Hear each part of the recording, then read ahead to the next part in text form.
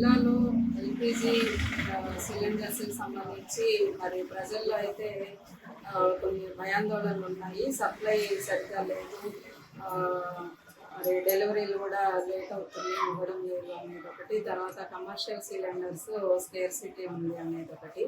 ఈ రెండింటి గురించి కూడా మరి ఏజెన్సీలు ప్రత్యేకంగా డెలివరీ బాయ్స్ అనేవాళ్ళు ఓటీపీలు చెప్పించుకుంటున్నారు, డెలివరీ మాత్రం ఇన్ టైంకి ఇవ్వడం లేదు అని చెప్పేసి కన్జ్యూమర్స్ నుంచి ఎక్కువ కంప్లైంట్స్ మరి డిఎస్ ఆఫీస్లో ఉన్న కాల్ సెంటర్కి రావడం జరుగుతూ ఉంది.